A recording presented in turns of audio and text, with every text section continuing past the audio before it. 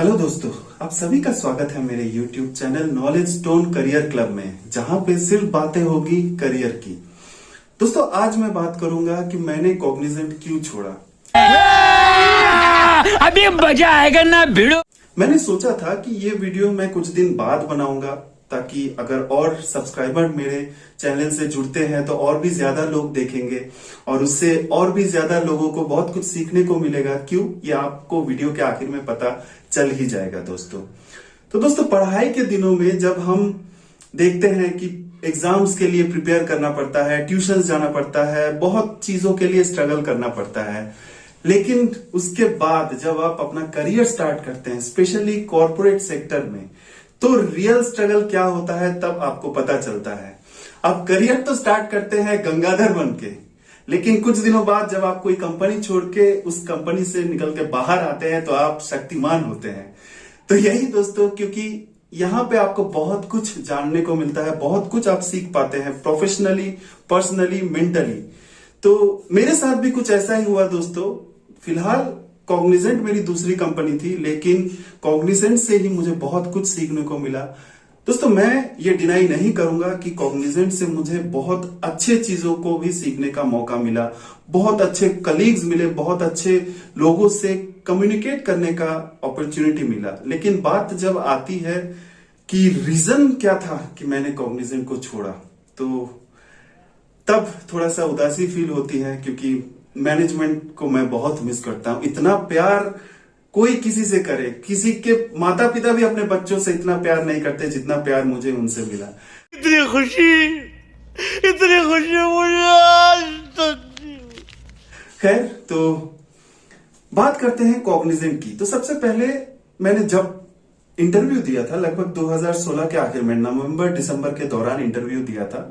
उसके बाद 5-10 दिन बाद मुझे कंफर्मेशन आया, मुझे बुलाया गया ऑफिस में। उसके बाद ऑफिस में मेरा इंटरव्यू हुआ और आखिरकार मुझे ऑफर लेटर भेजा गया और मेरे ज्वाइनिंग थे जनवरी को। अब जनवरी को जब मैंने ऑफिस में गया तो मुझे जानने का मौका मिला कि मैं बीपीएस डोमेन में काम करूंगा। तो दोस्तों, आपको एक चीज बताना जरूरी है। देखिए, आपको यूट्यूब में इस आईटी से रिलेटेड बहुत वीडियो मिलेंगे, लेकिन कुछ लोग खुश नसीब होते हैं, कुछ लोग दुनिया भर में सबसे लकीस्ट पर्सन होते हैं जिन्हें बीपीएस में काम करने का मौका मिलता है। तो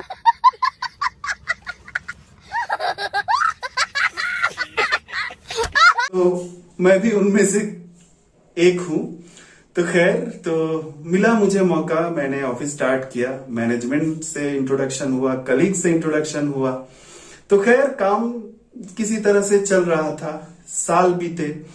तो मैंने देखा कि क्यों ना यहीं पे ग्रो किया जाए। मेरा होम टाउन वहीं पे था, कॉस्ट ऑफ लिविंग भी वहां पे बहुत ही कम थे, तो इसीलिए सोचा कि यहीं से ग्रो किया जाए। कितने तेजस्वी लोग हैं हमारे पास, कितने शानदार विचार रखते हैं जी। और एक चीज दोस्तों, कि कोई भी एम्प्लॉय, कोई भी कंपनी छोड़ना नहीं चाहता, क्योंकि उसको लगता है कि अगर उसके कंफर्ट जोन में अगर वो कंपनी एग्जिस्ट करती है तो क्यों कोई बाहर जाके अपने परिवार से अलग रहेगा। तो मेरा भी यही कॉन्सेप्ट था दोस्तों। मैंने सोचा कि चलो यहीं पे मेहनत करके आगे बढ़ते हैं। मेहनत मैंने बहुत की, बहुत कुछ सीखने का मौका मिला, लेकिन मैनेजमेंट का इतना प्यार, ओ माय गॉड। अबे ओ दिवाली की। तो उन्हें लगा कि अरे ये तो अगर सीख जाएगा तो बाहर चला जाएगा, तो क्यों हमारे प्यारे इस एम्प्लॉय को बाहर जाने का मौका दे, इसको अपने पास ही रखते हैं, प्यार से रखते हैं, सब मिलजुल के रहेंगे।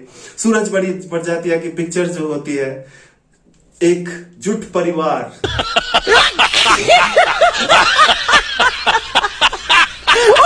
तो ऐसा ही कुछ था। कुछ लोग मेरे पेरेंट्स बनने की कोशिश की थी कुछ लोगों ने। तो खैर, छोड़ते हैं, टॉपिक पे आते हैं। तो कॉग्निजेंट के मेरे टेन्योर के दौरान मैंने लगभग 4.5 साल के करीब वहां पे काम किया। क्या क्या अच्छी चीजें मुझे सीखने को मिली। अच्छी चीजें,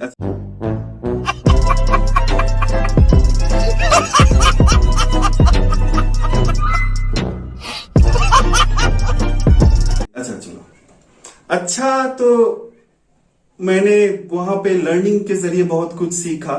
और जब मुझे लगा कि नहीं, इस चीज पे मुझे ग्रो करना चाहिए, इस टेक्नोलॉजी के बारे में सीखना चाहिए, तो जब मैंने मैनेजमेंट से कम्युनिकेट किया कि मुझे इस चीजों के बारे में मुझे सिखाइए, अगर ट्रेनिंग मुझे लेना है, तो मैनेजमेंट का तो इतना प्यार था कि नहीं, तुमको 2 दिन अगर मैं नहीं देखूंगा तो मैं चैन से कैसे रहूंगा। एहे, रहा नहीं जाता, तड़प ही ऐसी है ना। नहीं, सुके। तुम मेरे पास ही रहो, क्या करोगे ये ट्रेनिंग करके। तो कुछ इस तरह के कॉन्सेप्ट थे। तो चलो ठीक है, वो एक गया। दूसरा था कि सेम प्रोजेक्ट, लगभग 4.5 साल तक मैंने काम किया, सेम प्रोजेक्ट में ही काम किया। बेनिफिट्स ये थे कि उस प्रोजेक्ट के बारे में बहुत कुछ डिटेल में जब मैं जानता था, बहुत लोगों को ट्रेन करने का मौका मिला। ऐसा भी था कि नए टीम लीड जब आते थे, वो कहते थे कि मैं आपको उनका ट्रेनिंग फाइल बना दूं।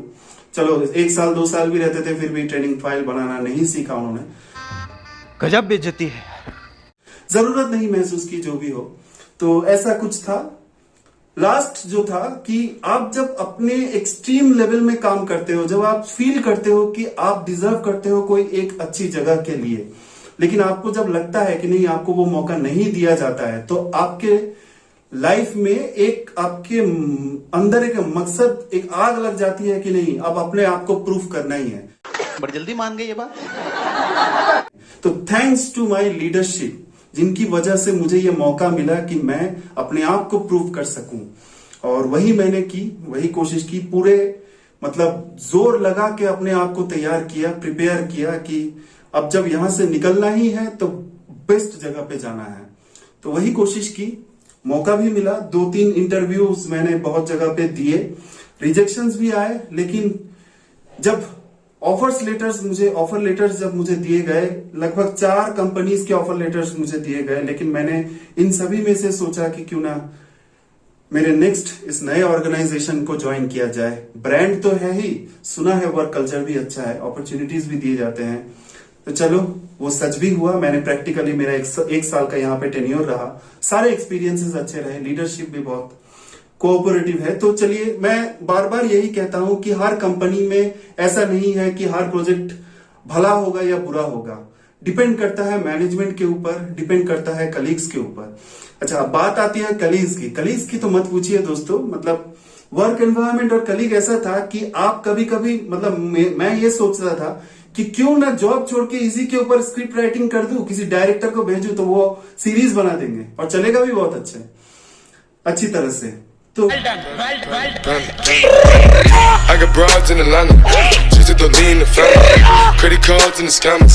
तो खैर कुछ ऐसा ही चल रहा था, और आखिरकार मैंने जब इस तीनों फैक्टर्स को देखा कि इतना प्यार मुझे मिल रहा है कि वो मुझे ग्रो ही करने नहीं दे रहे हैं। दूसरा, वर्क एनवायरनमेंट में कुछ ऐसे कलीग्स थे कि जो मोक्ष के आखिरी पड़ाव में थे, उनके लिए 14-15 घंटा काम करना फैक्टर नहीं करता था, और जिनकी वजह से दूसरों को भी प्रेशराइज किया जाता था। अगर आप कुछ बोलना चाहते थे मैनेजमेंट के सामने, अगर कोई प्रैक्टिकल रीजन दिखाना चाहते थे, तो मैनेजमेंट सीधी तरह से बोल देते थे कि उन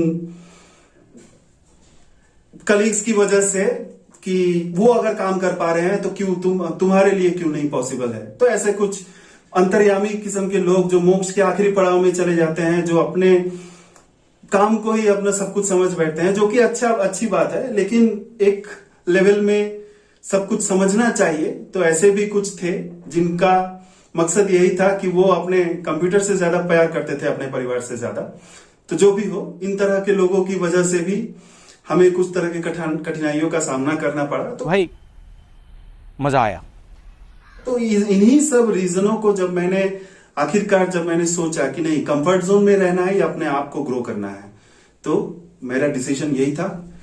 अपने आप को तैयार किया, इंटरव्यूज दिए, रिजेक्शंस भी आए, फेलियर्स को भी मैंने देखा, लेकिन जब मैंने इंटरव्यू क्रैक किया तो बहुत सारे चार तो इंटरव्यू मैंने दिए, 4 इंटरव्यूज क्रैक भी किए, ऑफर्स भी बहुत अच्छे थे, लेकिन मैंने करंट कंपनी को चूज किया और वहीं पे अभी काम कर रहा हूं। फिलहाल प्लान भी है कि जिस तरह का माहौल देख रहा हूं, जिस तरह का अपॉर्चुनिटीज देख रहा हूं, टैलेंट को जिस तरह से यहाँ पे कंसीडर किया जाता है, टैलेंट को पैरामीटर दिया जा रहा है, तो देखते हैं फ्यूचर में क्या होता है।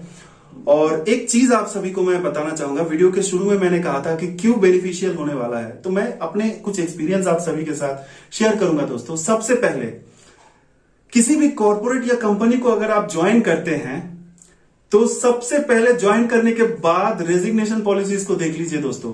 आप कभी भी किसी फ्लाइट में अगर जर्नी करते हैं सबसे पहले आप क्या देखते हैं? मैं एयर होस्टेस की बात नहीं कर रहा हूं, मैं बात कर रहा हूं दरवाजों की, आपातकालीन दरवाजों की। क्योंकि जब भी किसी तरह का दुर्घटना या किसी तरह के टर्बुलेंसेस देखे जाते हैं, लोग सबसे पहले दरवाजे की तरफ ही भागेंगे। तो वही है दोस्तों, जब भी आप किसी कंपनी में अपना करियर स्टार्ट करते हो, ज्वाइनिंग के बाद ही पहले रेजिग्नेशन और सारे पॉलिसीज देख लो, क्योंकि क्या पता फ्यूचर में किस तरह के सिचुएशंस आ सकते हैं। दूसरा, कंपनी में कोई अपना दोस्त नहीं होता। आपके परिवार, आपके बीवी बच्चे, आपके दोस्त के अलावा कोई आपका अपना नहीं है, चाहे मैनेजर हो या आपके कलीग्स। तो जितना हो सके उनके साथ न्यूट्रल ही रहिए।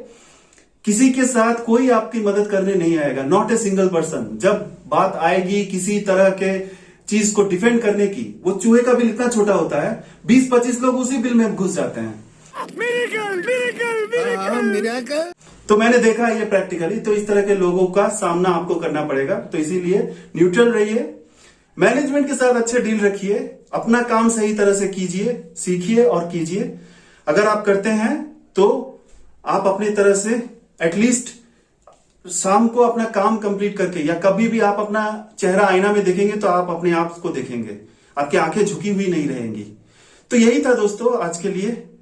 आशा करता हूं कि ये वीडियो देख के आपको अच्छा लगा होगा, और आपको अगर मजा आया तो आप अपने दोस्तों के साथ शेयर कीजिए, मेरे चैनल को लाइक कीजिए, सब्सक्राइब कीजिए।